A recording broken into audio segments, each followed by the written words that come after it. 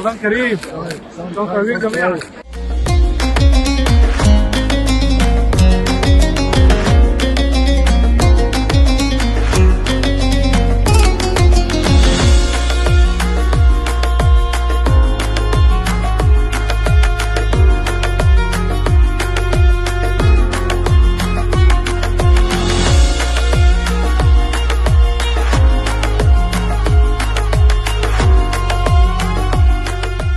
التجمع الجميل اللي بيمثل كل الاسكندرانيه بكل الشرايح بكل الطوائف، مفيش فرق بين حد، كلنا قاعدين مع بعض بنشارك لقمتنا مع بعض في الشهر المبارك.